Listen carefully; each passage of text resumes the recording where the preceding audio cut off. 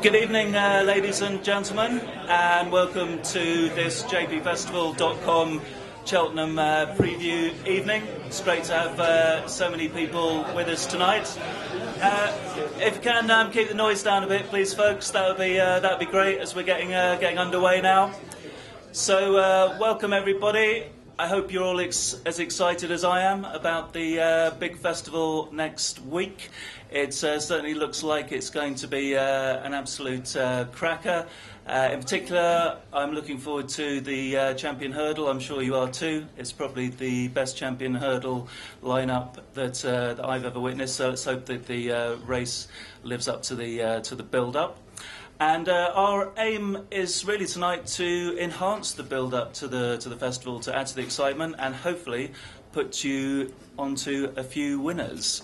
So we are just waiting for our panellist James Evans, trainer. He's hot-footing it from Southall, but he should be here very shortly. But meantime, I'll introduce the remaining members of the panel. So from right to left, we have Luke Tarr of Star Sports. Good evening, Luke. Good evening, JP. And we have Catherine Fry of William Hill Radio. Hello. I heard that. Very funny, over that one. And we have... It was a late one for me. Oh. We have Neil Phillips, the wine tipster. Good evening, Neil. Good evening, JP. Good evening, everybody. Come on, let's have a bit of enthusiasm. Come on.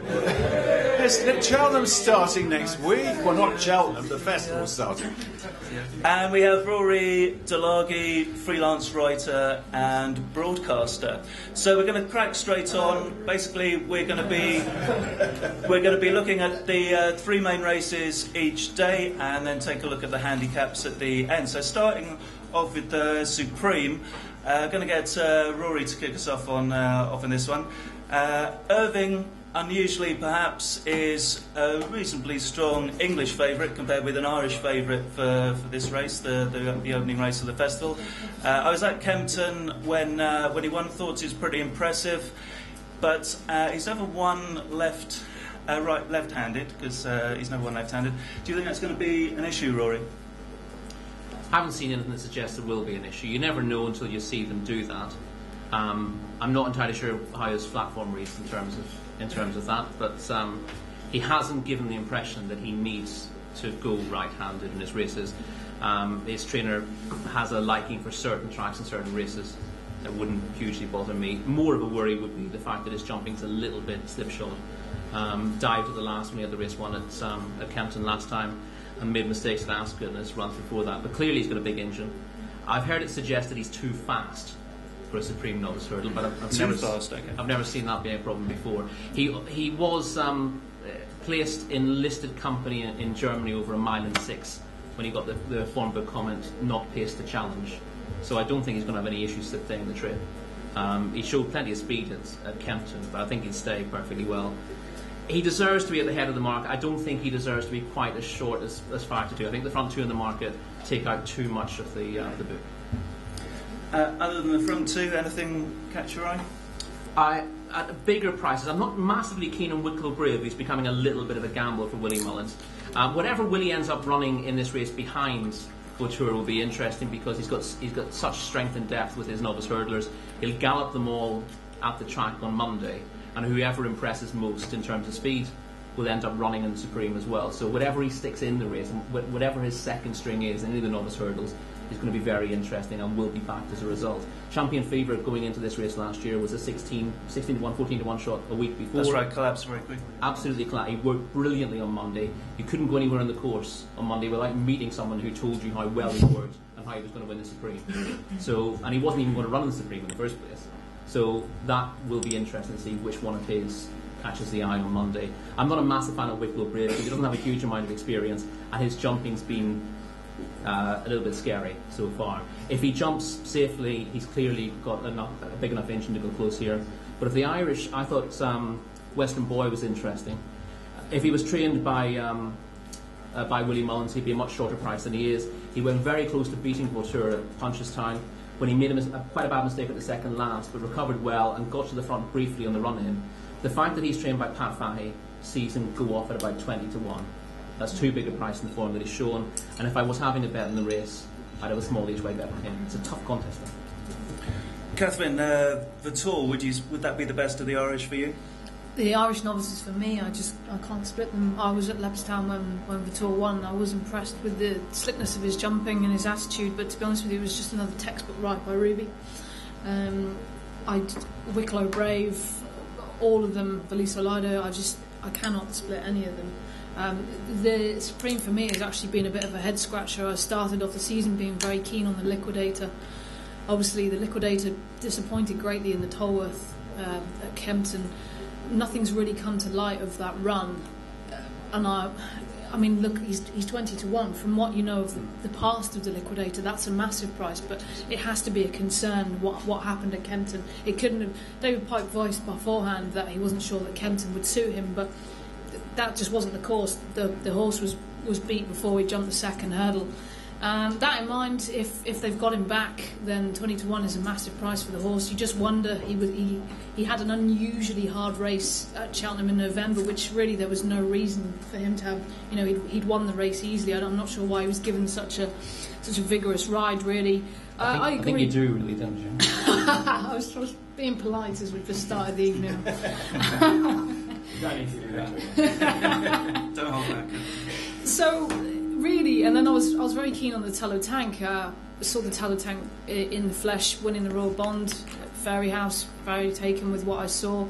Horse definitely wasn't right in Leopardstown, but obviously we're not going to see the Tallow Tank for reasons which we all know of. To be honest, the Supreme is one of my favourite races, but this year I found it incredibly hard. If I'm to put up a selection each way, I would be with Liquidator, and I'd also agree with Rory, Western Boy. Is it a puzzle for you, Neil, or have you got a candidate that you strongly fancy? I'm already with the Liquidator for this race. By the way, you will get some drink-related tips from me because part of my life is about wine, champagne. But I am objective, folks. Okay, so I've chosen Liquidator for a reason. Okay, you've got to accept the last performance was dismal, and it was very disappointing. But I was so impressed with him at his last run at Cheltenham when he won.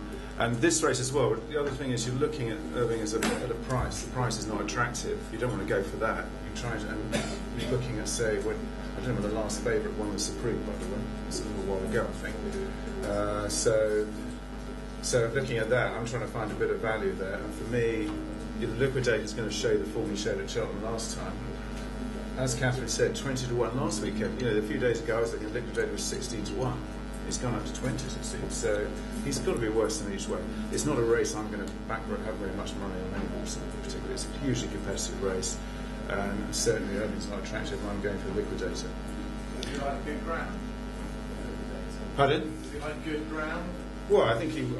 The thing is, that's the question: what ground are we going to have next week? Because last Saturday I did a panel at Greatwood, and we were all doom and gloom about how soft it was going to be, and now we've been reassured it's not going to be watered. I think he'd be fine on that. I really do. I think he will be. I think last time it was like Catherine said. It was riding. I backed him that day. Yeah. I thought he was really, and it was dismal, wasn't it? Yeah, The the first bizarre day. thing. Welcome, James. Hi, James. The bizarre thing is that everyone. I wasn't at Kempton that day, but everyone said that the Liquidator looked absolutely sparkling in the paddock, and then that happened. Nothing's come to light. His best two runs have come on goodish ground at Cheltenham. Yeah. Ground slightly on the soft side of good at Cheltenham. So if you're worried about the ground / the track, you shouldn't be. Those are positives for him. The fact that there was no excuse for his run last time is a negative, but he's a big price now. I mean, what price was he straight after Cheltenham? What, in November? Yeah. Yeah, he was back to riding about 8, wasn't he? Yeah, he did Yeah. 70. Yeah. You're not getting 21 plus about him. I suppose the other thing is just saying what ground are we going to have on Tuesday? Is it going to be soft sided? Yeah, but is it going to be soft sided good? Because we are meant to get some sunshine coming along. I think it's just going to continually dry up, would be my personal opinion, looking at the weather forecast. Official going as of yesterday was soft, good to soft in places, so that word good is starting to creep into the going description. The opening race, the Supreme, traditionally punters sort of get stuck in, Luke. Have you seen much money for the favourites at the top of the market? This tends to be a bookmaker's benefit actually, which is quite nice. We've had one favourite in 10 years, and that was 10 years ago. And I think what we'll see here is, if you look at the Tuesday, the prices are going to depend upon one thing and one thing only, and that's Willie Mullins. And he's got Vitor, who I strongly believe will go off favourite in this race. He's got Champagne Fever, Quevega and Hurricane Fly. Now all the firms, all the shops all over the country will have doubles, trebles, Yankees, patents, whatever you want to call them. The general public will open their papers, they'll see the favourite in the first race, they'll see next to it Mullins, Walsh, and they'll get stuck right in. And we've got a solid market here. You know, we've got 4 days to go. We'll have a lot more fun finding races that will cut up later in the week during the evening. But right now, I don't see a whole lot of value on the board. Wicklow Brave 10 into 6. You know, these horses have been backed. Irving 7 into 9 to 4, 5 to 2. The only one that can really dramatically shorten up, and I firmly believe will, is Vitor, who I think will go off 2 to 1 favourite, and that will be on the weight of Irish Money and Labrooks, who will be in the ring trying to get it off as short as possible, because it will be the first leg of a lot of multiples. Thanks, Luke. James, is there anything that sticks out for you in this race?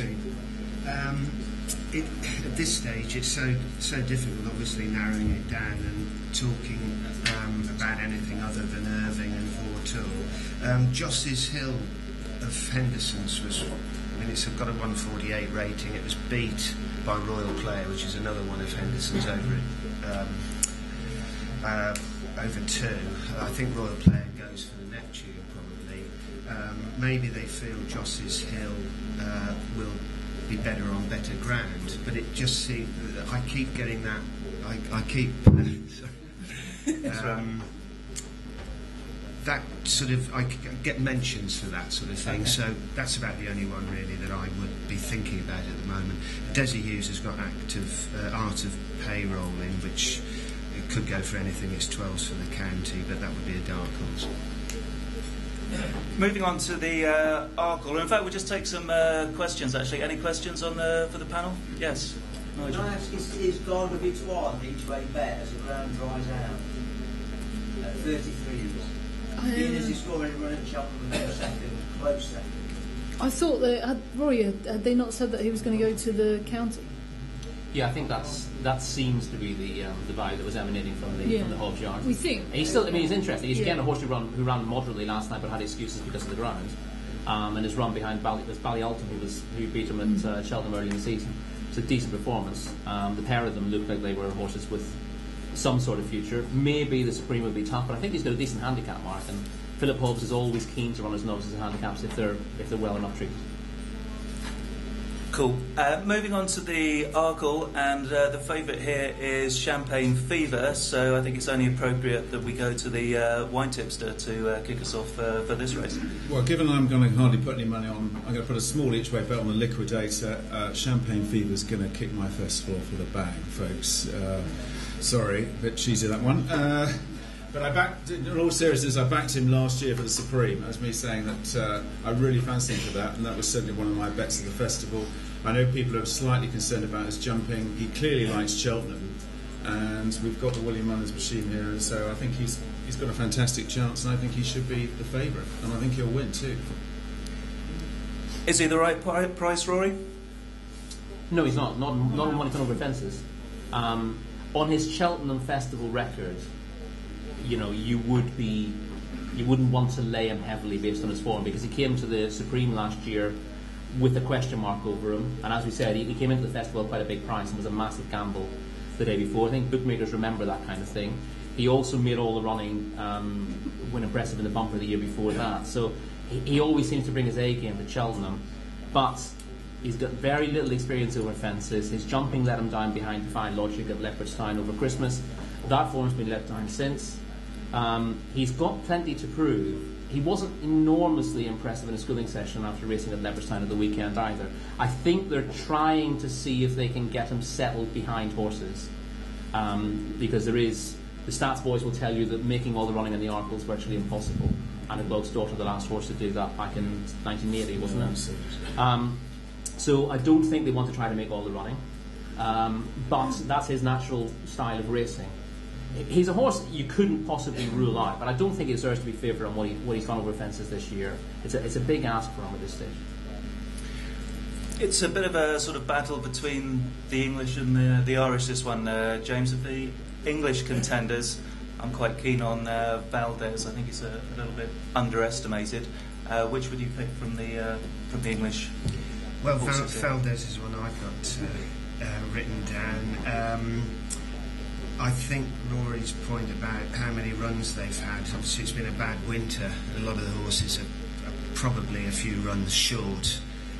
Champagne Fever 2 runs, Rock on Ruby 2 runs, and he's only beaten 3 horses in those.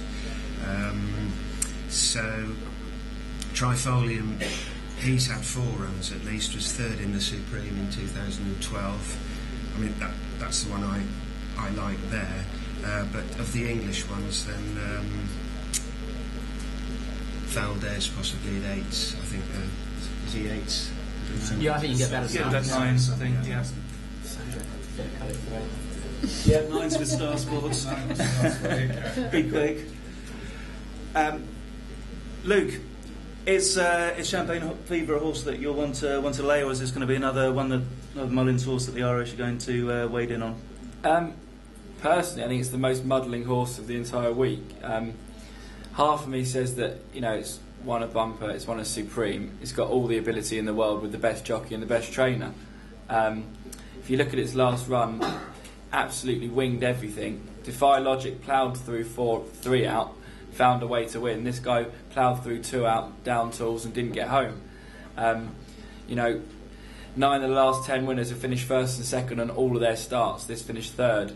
We don't get turn-ups in this race. 10 of the last 10 winners have been 9-1 or shorter.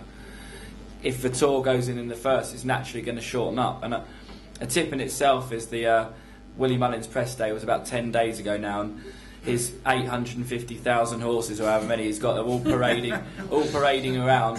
And Ruby Walsh would not get off this one all day. This is the only one he was on, trotting around the yard. The owner's put it up as his nap at the festival, and he owns about 8 other favourites. For me, it's the best horse in the race. I would, if I was a jockey, which hopefully I never will be, my main aim would be to get this horse's jumping under pressure, because I think it's the only way you'll get it beat. And Trifolium is the solid jumper in there, solid form, and they're cracking each way bet at 5s. The money horse, the big money horse in this race, and in any race over the last 48 hours, has been Rock on Ruby.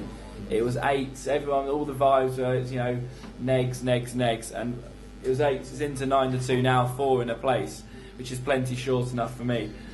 We've got horses, Hinterland will go in Queen Mother, Felix Young will go JLT. If Grandue wins a year late, I'll be calling them Samaritans. So, like I said, we've got a solid market here, and everything tells you that Champagne Fever is a lay at the price. But there's no doubt it's clearly got more ability than all the others. If it wasn't minutes, it was just a few hours, Catherine, that I'm pretty sure you mentioned to me that Champagne Fever would be a contender for the Arkle after last year. Are you still sticking with Champagne Fever? I will be, JP. Obviously, I'm not incredibly happy with the way his season's gone. The run behind Defy Logic at Leopardstown, there were all kinds of rumours after that. Some said that the horse burst. Some said that the horse was just taken off his feet too soon. One thing of what we know about Champagne Fever is he comes alive when he sees Cheltenham in March. Obviously, a former winner with the champion bumper, fantastic winner of the Supreme last year. Pretty much as he crossed the line, I wanted to back him for the Arkle. I see Champagne Fever as a future Gold Cup winner. Horse is actually bred to be a 4-mile staying chaser. I believe he's related to Belmont King, who won the Scottish National. He's related to I can't remember the horse's name now, but it's basically an ill-fated staying chaser, a very good young horse that was killed in action with Tom George. The one horse that there's several horses that I can see being a danger. One being Dodger Bullets, one being Rock on Ruby. I mean, Rock on Ruby's Cheltenham record reads 1-2-2-1-2. His age wouldn't put you off? No, on the stats, yes, and obviously, look, he's had 2 runs against wildly inferior opposition. I guess really you can't really say that about Mr. Mole because nobody really knows what he is, but it was a 2-horse race. He's a nutter, that's yeah, he is. Well, we know he's that, but no, look, again, Rock on Ruby loves the place. The one horse that Luke says he'll be calling the Samaritans if Grandjoy wins. I'll be calling the Samaritans if Valdez wins. I just cannot see it. If you actually, I won't bore you to death, but if you actually go back of what's required of a horse to win an Arkle, and the form as a hurdler and the form as a chaser, I'm not denying that Valdez is a rapid improver, but I think he's hit his level in winning a Grade 2. His hurdle rating was 132. To win an Arkle, you have to have a hurdle rating of 142 plus. I just can't have him on my mind. My pick is Champagne Fever. Would be absolutely no surprise to see Dodging Bullets and Rock on Ruby in the shake-up as well. Any questions for us on the Arkle? Was it James that said about Trifolium? I mentioned it. I mentioned it, yeah. But the Irish Arkle form has been horrendous over the last how many years?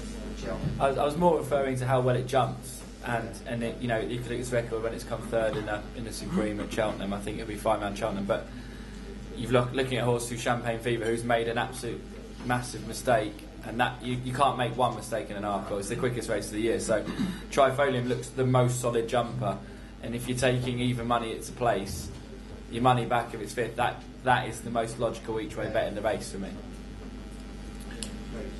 Nigel.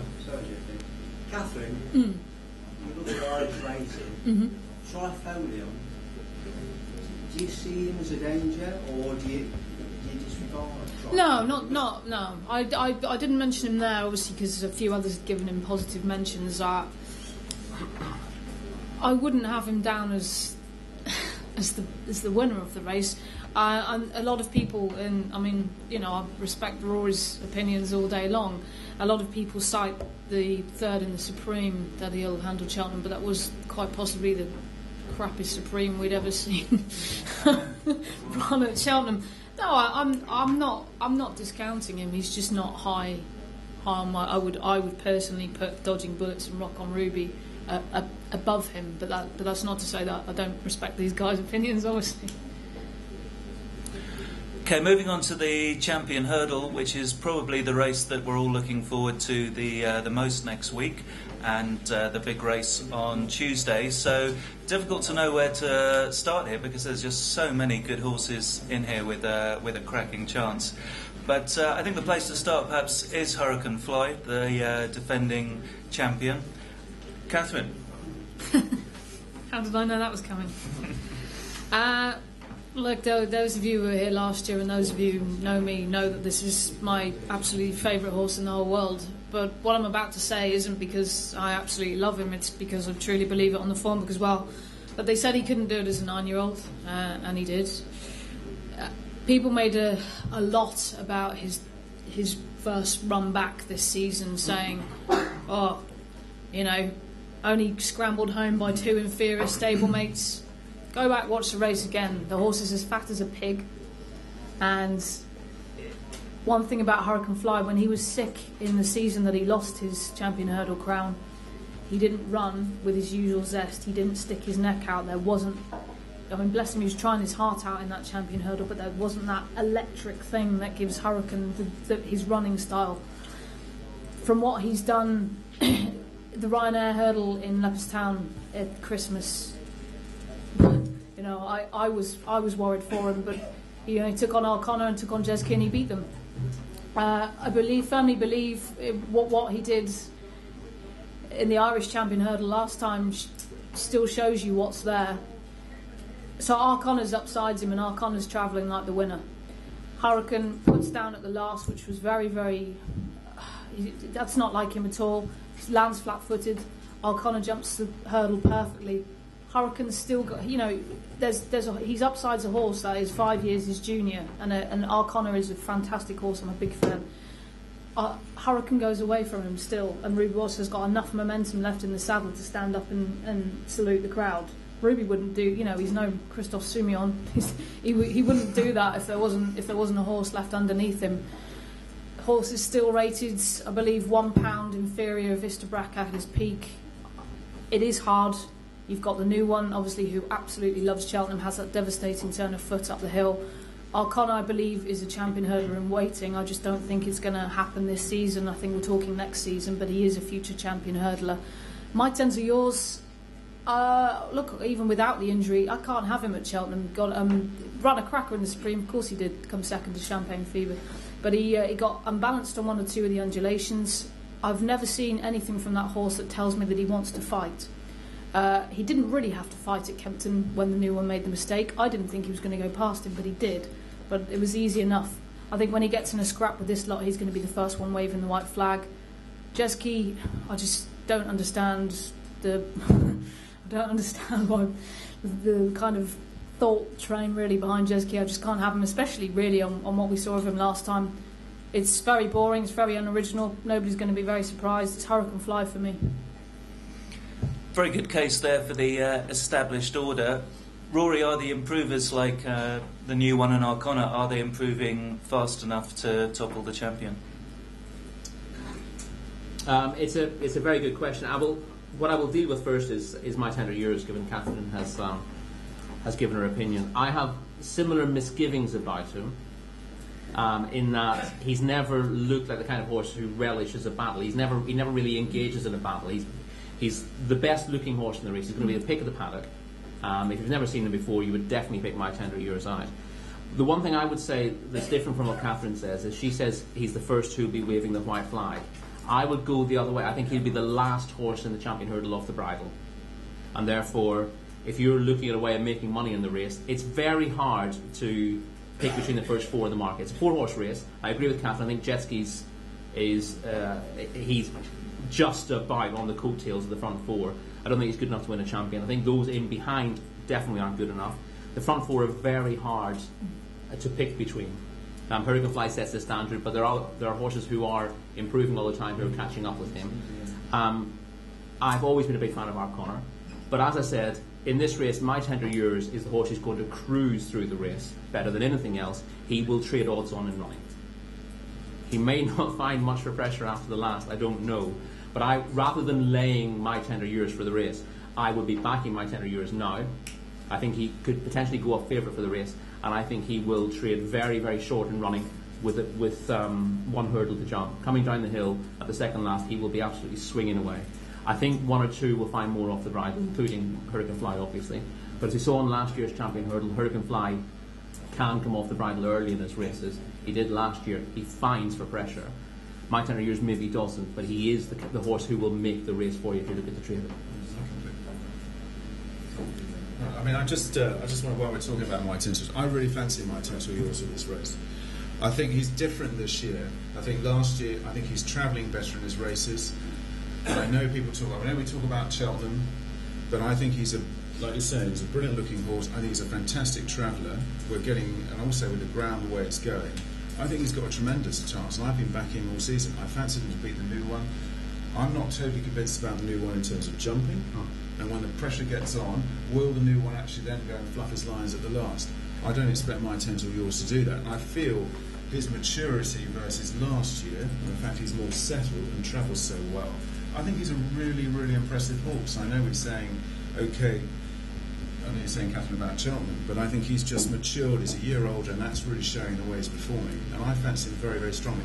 You have to say, despite all this, there's a little bit of you that might actually turn around after the champion hurdle on Tuesday and go, we should have all backed Hurricane Fly because of what he's actually achieved and what he's still achieving.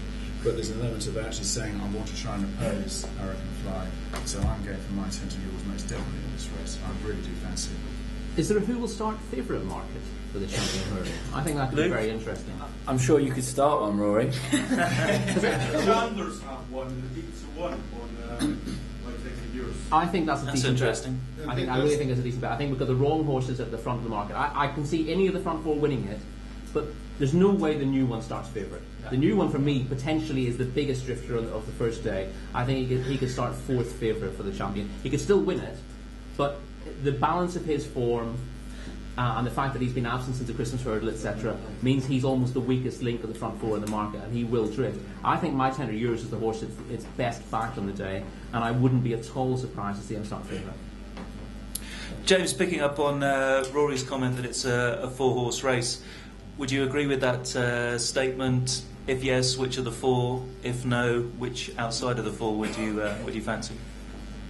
Yeah, it's a 4-horse race really. I mean, if it was a bog, you could make a slight case for Melodic Rendezvous, I suppose. But Hurricane Fly loves it heavy. I mean, I think the ground on Tuesday, it'll be dead. It'll be struggling ground, I would have thought, even if it keeps drying. Which will suit Hurricane Fly, but I'm a My Tent or Yours fan, I'm afraid. So everything's been said. My thunder's been stolen. So I like the look of it. He's a lovely looking horse, travels well. Ran a good race behind Champagne Fever, but the rest of the time you never see him in a scrap because he generally wins easy. Our Connor, like him a lot too. I mean, he hasn't got to improve a lot. If he had decent ground on Tuesday, then obviously a big player. But it's a great race. It's anybody's guess. But I'm a My Tent or Yours man. Quite a good race for you, this, Luke, I would imagine. Of the 4, is there one that you're particularly concerned about? I'm a massive Captain Seaby fan. Can't believe it's not had a mention yet. Will he lead all the way? Look, I'm pretty gutted I've gone last here because everything that's been said has made a lot of sense, and Rory hit the nail on the head. My Tent or Yours will be the last of the bridle, that I will assure you. This is my big thing of the meeting, my big race of the meeting, my biggest lay of the meeting, which is the new one. How it can possibly be favourite for this race is just totally beyond me for what it's achieved. If you look at how it can fly, it's won 119 grade 1s or whatever it is. My Tent or Yours is an absolute different class horse. People that say it doesn't get up the hill at Cheltenham, I think that's absolute bollocks, to be honest. If you look at Champagne Fever last year, one of the best Supreme winners we've seen in a while, it's beat Jet Ski 6 lengths. I think the 4th is in Hampshire, so I don't buy into that. I think Al Connor was absolutely outrageous when it won there last year. It was 6 lengths behind Hurricane Fly, then a length and a half back where he likes. He's got every right. You look at the new one, 9 of the last 10 winners, the champion hurdle had a run within the last 51 days. He hasn't. 8 of the last 10 had more than 10 hurdle runs. He hasn't. He hasn't got a high enough speed rating. He hasn't won last time out. He's got beat by Zarkanda. Everyone said if he jumped the last against My Tent or Yours, he'd have won. Well, it's not a bumper, it's a hurdle race. He didn't. I think the new one's the lay of the meeting. And I'm a huge My Tent or Yours fan. But what I would say is this race is why we're at nights like this, why we're racing fans, why we talk about Cheltenham in the pub. There'll be 7, 8 runners, probably 7. And if you run it 10 times, one of the front 4 in the market will win it every time, I would have thought. So we're not a firm that does concessions. It's not our thing. I think that's well documented. And that's why they don't like letting me out on my own, because I like to do something. And what I'll say to you is if you find the winner of this race, well done, and you deserve a better price than what you're getting, because it's such a tough race. So for tonight only, I'll put a bigger point on the board every single horse. So you can get 3.75, the new one, Hurricane Fly is nearly 4-1, Al Connor 5-1, My Tent 11-2, Annie Power Wet Round, so Jet Ski 10-1, etc. So we'll be coming round, or Alex will be coming round afterwards with the forms where you get your free £50 matching bet, and you're more than welcome to have 1 point bigger every horse in this race. And if you get the winner, well done to you. You've deserved it. Thanks for that, Luke.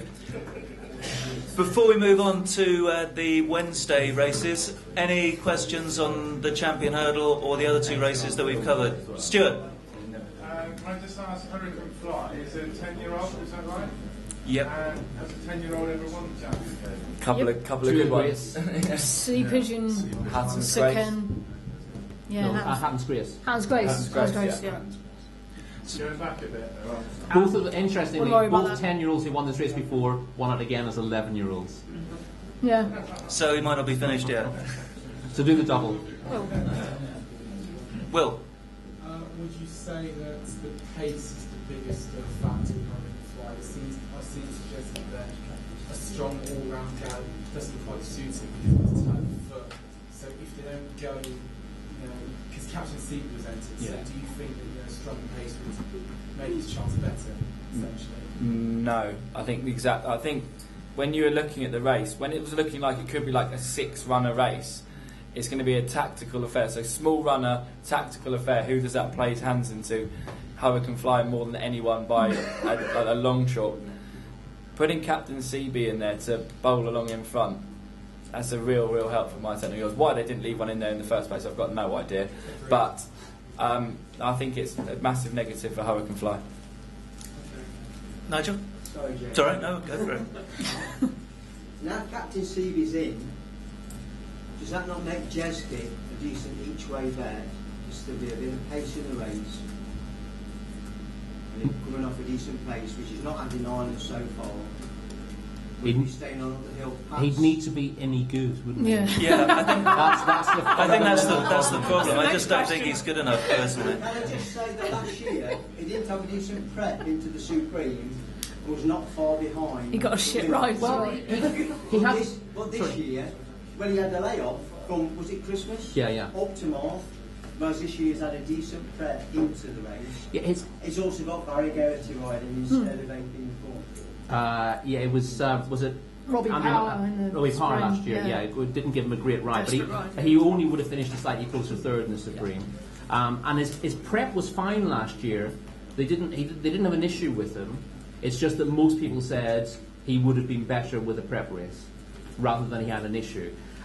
I've seen nothing with jet ski to suggest he's champion hurdle class. Simple as that. Yes, sir. What do you guys make of the injury scare in the week for my set of yours? It's interesting, nobody's even mentioned it, so I assume it's not a concern. Bear in mind the libel laws. I just Yeah, don't I think- Go on. Well, Betfair tells you all you need to know, doesn't it? That yard is as leaky as a bad tap. So it's fine on the machine. Nicky Henderson did a night with us last night. He said he's absolutely fine. He walked out of his box. I think he's fine. He went swimming yesterday, so hopefully he had a lovely time. Yeah, but he didn't get out. He was a bit struggling with the red wine, so it was a struggle for him. But I think he's fine. I think the exchanges tell you everything you need to know. It looks right. The exchange with that yard does tell you, and also, I mean, he hasn't had time to go over to Martinstown and had anything done to him, so I think he's all right. Okay, moving on to the Wednesday. First race on the Wednesday, the Neptune. And we have kind of an English versus Irish in this one too. Forgeen looks like it's going to start favourite, but Red Sherlock won very nicely at Cheltenham last time and is unbeaten. Start off with Luke. Is the Mullins runner going to start favourite, Luke? Most definitely. It's probably my nap of the week. Its price will depend a lot on the Tuesday, but if Quivega wins, Hurricane Fly, Champagne Fever Vitor, if these horses all run races, if they win, this horse could go off ridiculously short. But what I would say is the two races of the festival I like the most at the moment and over the last week are the Neptune and the Albert Bartlett, because they're going to cut up so much. We're going to get so much value, it's incredible. I think Faheen will go off 6-4 favourite. Red Sherlock was a cracking each way bet at 11-2, and it's still not bad at all at 5-1, because that's shortened right up to about 3-7-2. Royal Boy will run, but then you've got Bra Hill who won't run, Deputy Dan who's very ground dependent, on Tom Pod 2 who won't run in the race, Vitor won't run in the race, Captain Cutter won't run, Rathvinden has been a huge gamble, 20 into about 10 or 12, but that can't shorten anymore. Shore Reef won't run, King's Palace won't run, and then we're into the 25-1 shots. So around the top of the market, particularly the front two here, there is an extraordinary amount of value. And I've backed Faheen win only at 4 and Red Sherlock each way at 11-2, I'm not going to lie, but I think that you'll find Faheen will be the big buzzer on the week, a bit like how Pont Alexander was last year, and I'd expect it to return 7-4 favourite if the Mullins yard don't even have a good day on the Tuesday. But if they do have a very good day, it could go off ridiculously short. English or Irish for you, Catherine? As usual, I have a foot in both camps. One thing I will say on Briar Hill, there's been a rumour circulating for a long time that Briar Hill is going to switch to the Neptune. I am alive to that. If he did, then he would be a massive player in this. In the last 48 hours, the amount of money for Briar Hill and the Albert Bartlett has been extraordinary. He did. I'd be amazed if he turned up in this race. I would be as well, but if he did, you'd have to bring him into. But we'll talk about him obviously when we do the Albert Bartlett. My concern with Faugheen is, I think he's fantastic, but I'm concerned about his jumping. Didn't jump great at Limerick. My main bet is Red Sherlock. It's his 2 Cheltenham victories that have impressed me the most. When he won the bumper at the Open meeting, he was green as anything, all over the track, and he's got a fantastic will to win. He's not ungenuine. I'm not sure what the whole sort of tail flashing greenness is about, but we are seeing that slowly being corrected. But I've seen nothing in his temperament that worries me. I think he's just got a fantastic attitude, and he wants to win. I think the trial race on Trials Day is probably the most telling, and my other selection for the race would be Rathfinden. He was second. Yeah, he was second in that race. They pulled 30 lengths clear of rivals such as Zabusen, Regal Diamond, Creepy, and Red Sherlock just went down by 2.5 lengths, and I believe that he was actually given a bit of weight to Red Sherlock. I think he was about £3. It's not bad at all. Rathfinden's been quite well backed, hasn't he, Luke? Yeah, I mean, I thought he was 10-12. I've just looked at these 8s, and I've got 16 on my thing that I did 3 days ago. So he's been extraordinarily well backed in the race, yeah. I think you can put a line through the Warwick run when he fell, because I wasn't convinced that he was getting the best of rides that day. Barry Geraghty was on him at Cheltenham when he was second to Red Sherlock. Apparently got off him and said that better ground would suit him even better. You suggesting David Casey's not a top jockey? Yeah. He was going well at Warwick, by the way, when he came down. Yeah, he was. It wasn't like it was a bad run. He was just about to go favourite. He just got fired into it for no reason at all. Head scratching, really. They're the 2 for me. Faugheen, it's just the price that Faugheen is. So I wouldn't be risking that price with his jumping. It wouldn't surprise me if he won. So main bet is Red Sherlock, and if you can get any each way price at all, which he is, any each way price about Rathfinden, then it's worth looking at as well. Rathfinden actually started favourite in the race when beaten by Red Sherlock. Which of the 2 for you, Rory? I personally think, although they got Briar Hill for the Albert Bartlett, I think they're on Rathfinden in that as well. I know that Ronnie Bartlett, who owns Rathfinden, won this with Simmonsig, to give it its correct pronunciation. But Rathfinden's an out-and-out 3-miler for me. He looks a thorough stayer. He will handle better ground, but of course the issue with better ground with him is that he'll want more of a trip. So he was a big price a week or so ago for this, and he's an interesting one, non or no bet, but he makes more appeal for me as an Albert Bartlett horse. I like Red Sherlock a lot. I think it's worth saying that we are non-runner, no bet everything this evening, just to let you know. So it's not only we are. Red Sherlock was. I wrote a preview of this a week ago, and Red Sherlock was my pick. I would rather see soft ground for him, merely because he's shown that he handles it very well. Catherine mentioned the fact that he flashes his tail. That clearly doesn't stop him. He responded really well to pressure when he beats Rathfinden here. I wasn't absolutely convinced with them coming into the race, but very, very impressed with the way they did it. I liked Obuson, who was third in that race. I think he's a nice horse, and the fact that they put miles between themselves and him suggests that that's the strongest piece of novice form I've seen in the UK this season, at any distance, quite frankly. So I like Red Sherlock a lot. I agree, Luke's point is very, very valid. There's no depth to this race. Faugheen is liable to go off at about 6-4. You can still back him at 11-4. I've got issues with his jumping, but he's got a massive engine. James was reasonably keen on Joss's Hill for the Supreme. Faugheen beat Joss's Hill 20-something lengths in a bumper at Punchestown last season. The horse has got a massive engine. My issue with him is obviously that his jumping has looked iffy so far, but at the same time, because there's not an awful lot of competition in this race, he might get away with making a mistake or two. We saw that with French Holly when he won this race easily. He made mistakes at almost every hurdle in the race. So I wouldn't want to be against Faugheen at the prices. I do like Red Sherlock. He's shortened up a little bit now, but I think he's really solid each way. Whatever Willie Mullins' second string is interesting. I thought it might be a horse called Sure Reef, but there is a lot of talk about Sure Reef now going for the Coral Cup, I believe. Yeah. And if he does go for the Coral Cup, he's a really interesting horse. Very classy on the flat for Mick Halford.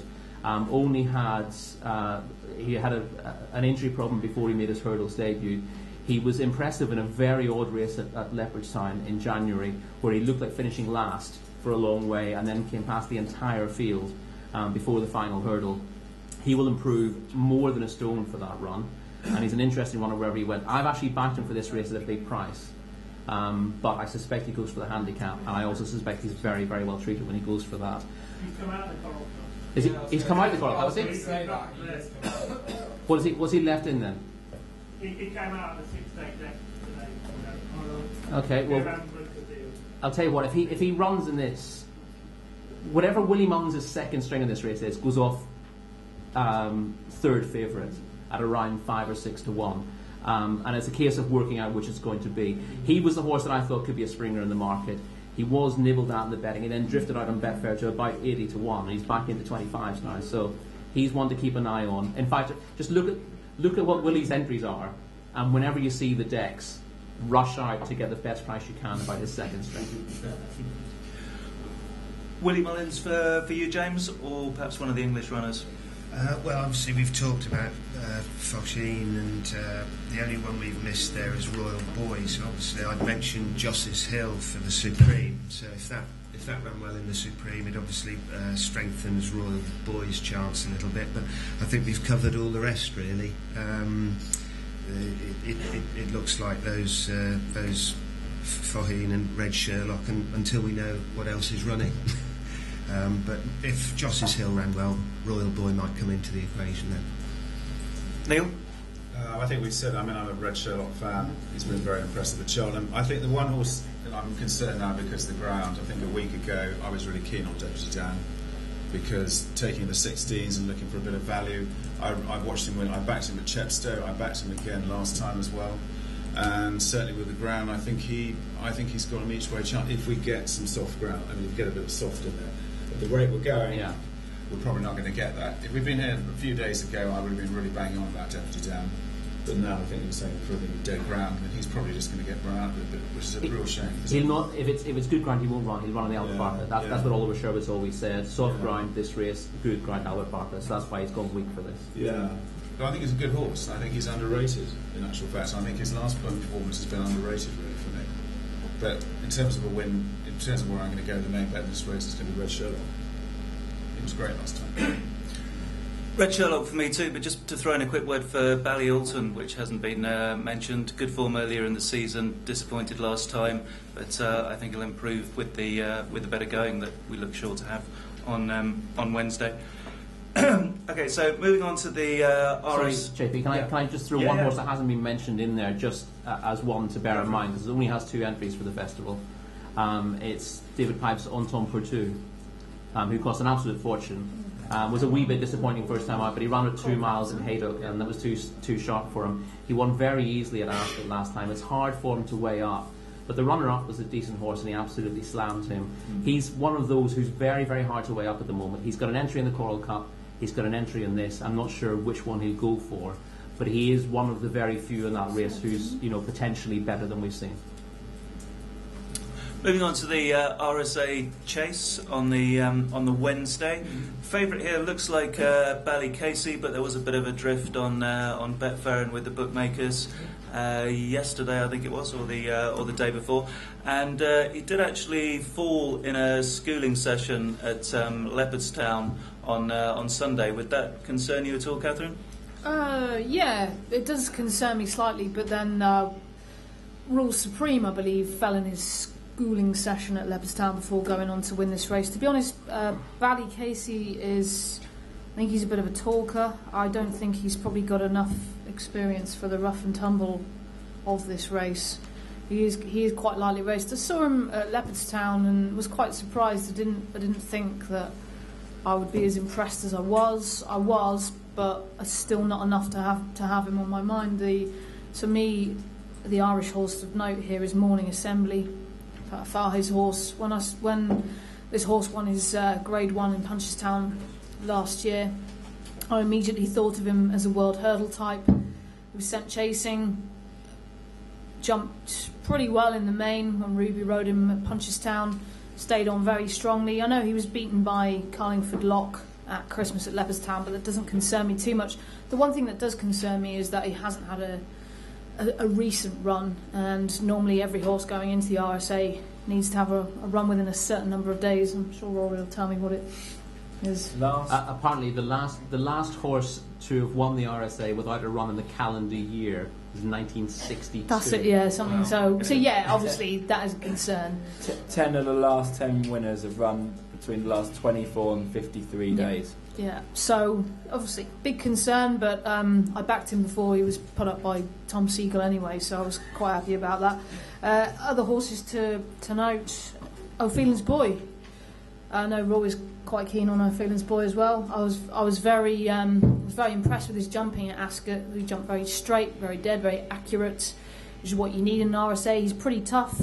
He had a bad scope on his previous run and ran like a drain. To come back from that, did a bit of a dawn approach really. To come back from a run like that and to win in such fashion at Ascot, I think you have to take note of him. Obviously, he's been to Cheltenham before, was placed in last year's Albert Bartlett. He's got a bit of festival form under his belt. And Sam Winner, the rejuvenated Sam Winner, obviously tried chasing, actually injured himself over fences. Paul Nicholls has got him right back, gave him a nice little spin at the November meeting where he finished third, sent him out in front, won at Cheltenham in December. He's got vital course and distance experience. I believe last night at the very eventful Betfair preview, Paul Nicholls said that he was going to run in this. They're the three for me. Morning Assembly being the main pick, but I'm concerned about the lack of the recent run. Yet another Mullins favourite, Luke. Yeah, and this one is far too short for me. I mean, if you're on 33 anti-post, well done. 25, maybe 5 to 1, 9 to 2, not for me. Apart from the Champion Hurdle, of all the sort of non-handicap races, I think this is the most competitive. It's a cracker. I'm really looking forward to it. You know, Smad Place has been chasing home big bucks for years. Corran Wood, brilliantly impressive. Morning Assembly, great form in Ireland. Lebec, impressive at Cheltenham earlier in the season. I've agreed a little bit too much so far this evening, so I'll start disagreeing now. And I'm a big Many Clouds fan. I think he got a poor ride last time at Ascot. He took Chevy Chamberlain on far too early, the speed horse for the race when there was no need to, and set the race up for the winner. But if you look at the way he's gone and run on at the end as well on a flatter track and enjoy that stiff test at Cheltenham, I just think you need such a tough, gutsy horse to go and win a race like this. And I mean, Sam Winner's not that for me. They thought it would a Gold Cup horse 2-3 years ago, but that perennially lets itself down. I think my highlight of last year's Cheltenham Festival was when that appeared in the Hitler video online when he said, "I can't believe you back Sam Winner. You know that Sam Winner never wins." So that was a fond memory. But it's massively competitive. I think the pace will come from Anacotti. Friends of mine own Corran Wood. They've said that's going to be dropped in. I think that's very interesting. But I've backed two in the race. I've backed Morning Assembly and I've backed Many Clouds. I'm mega keen to lay the favourite and I'm keen to lay Smad Place. There are a few talking horses in this, but one that hasn't been mentioned and I think is quite solid, I quite like him actually, is Carlingford Lock. Thoughts, Rory? He's a horse with a hell of a lot of experience over fences. He's had 13 runs, hasn't he? Yeah. Which is fairly much unheard of. I must say I do like him as an each-way prospect on the race, mainly because his experience will stand him in really good stead. The RSA theoretically is a stepping stone to the Gold Cup. But it doesn't always go to the classiest looking horse in the race. It tends to go to the hardiest horse, the horse who's got the most experience, who's able to deal with the rough and tumble of a race like the RSA. Yep. Since they brought the Golden Miller along, the Grade 2 for novices, or Grade 1 for novices as it will be, it's made the RSA even more of a battle, if you like, because it's slightly less classy than it was. But there are a lot of horses with chances in it, which means that you need to deal with the hustle and bustle of a race like this. You need to be able to jump in close proximity to other horses. A lot of novices will come into Cheltenham having dominated races, having raced against 3 or 4 horses, and suddenly they're in very close quarters to other horses. Very, very difficult for them to adapt to that. Whereas Carlingford Lock, he's come handicap routes, so his experience will stand him in good stead. He's never going to win a Gold Cup, therefore he's not going to be a sexy horse for the RSA, and I suspect that he'll end up finding one too classy for him, but I think he's a cracking each way bet. And if you're looking for a play spot horse for the race, then Carlingford Lock's a decent one. Ballycasey won't start favourite for this and probably won't run, in my opinion. Interesting. Of the others, I tend to agree with Luke. I'm not desperately keen on Smart Place. He's been placed in a couple of world hurdles, but that hasn't always been a positive for horses going into the RSA in the past. Being beaten by big bucks doesn't make you a great horse. And Smart Place, he's done all right this season. He beat Sam Winner last time out. That's just ordinary form, to be honest. I can't believe Catherine likes Sam Winner. I really can't. You can't believe I like dodging bullets. The only reason that Paul Nicholls wants to run Sam Winner in this race is because he was going to run the horse in the 4 miler. Then people started talking about Smart Place for the RSA, and he goes, well, hold on a second. I've only just been beaten by Smart Place, and I was giving him weight, so we must be good enough to win the RSA. And that's so typical of Paul Nicholls. He gets a little bit punchy when someone suggests another horse for a race, and he's changed his mind, and now he's running Sam Winner's got no chance of winning. The interesting ones, Morning Assembly is a horse I've liked as well. Myself and Catherine did a podcast about 2 months ago where all of us seemed to fancy Morning Assembly. He was, 16s for the race at that stage? Yeah, before he and then about yeah. two days later, Tom Siegel tipped him up, which has ruined the prize. Yeah. I loved the way he battled against Hamzel. When he won at Punchestown, he won the Florida Pearl. Yes. His attitude under pressure there was absolutely fantastic. Don Cossack was running all over him from the home turn. He threw in the most amazing jump at the second last under pressure, which I love to see from a novice. And then he battled back and headed Don Cossack. Don't really mind the fact that he was beaten by Carlingford Love last time out. I really wish they'd give him a run after Christmas, but it doesn't. It's not an absolute killer for me. He's the nicest horse in this race. If there's a Gold Cup winner in this contest, this Morning Assembly, without the shadow of a doubt. Slight worry that he's been left alone for so long, but I like him enormously. Corin Wood, by the way, I couldn't have with stolen. No, I couldn't either. Hasn't got a hope in hell. Thank God you weren't in Chelsea. Really nice horse. 2 nights ago. Nice horse. Really nice horse, Corin Wood. But what he wants to do, he wants to dominate small fields. His jumping was really good at Warwick, except when he didn't see a stride. And then he was inclined to go right, to put himself right. He can't do that in a big field. He's actually a place low of mine. Yeah, he won't be given the room to do that. He then won't have a cut of his fences. If he doesn't have a cut of his fences, he doesn't have the class to get involved. He's a place lay, as Catherine says. James, class or experience for you in this race? Experience for me. I'm a Carlingford lock for this one. He won the Galway Plate on good ground. I don't think they went quick enough at Leopardstown when Ballycasey beat him, and he took a bit of a hold that day. I think obviously Ballycasey is going to have to go a damn sight quicker in an RSA than in that race that day. So I think Carlingford lock at 8s. The Many Clouds Phelan's Boy race at Ascot was a good race. I mean, that was a good test for this race, and Many Clouds took on Jeffrey Chamberton, as has already been said. But those two, each way, I'm not surprised Sherwood was very pleased with Many Clouds that day. They just got it wrong. They went far too quick, and if Leighton sort of hangs on, well, it'll be a fast pace, it'll suit him and he'll stay. So 14s he was when I looked, but where is he now? Many Clouds, 14s. Yeah. He's got to shorten, doesn't he? Of all the horses in the race, the one that must shorten in the betting is Many Clouds. Neil?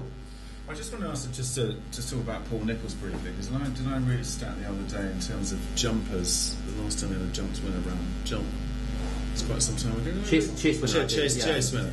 So just one of the things to flag up. I think did I read 53 races or something? That wouldn't be a massive surprise. Ruby Walsh again has had lots of rides over fences at Cheltenham without a winner since Gordon Starr won the Gold Cup. So I mean, there's the thing for me with Paul Nicholls, which I'm concerned about going into Cheltenham Festival. If you take that stat, he's had a.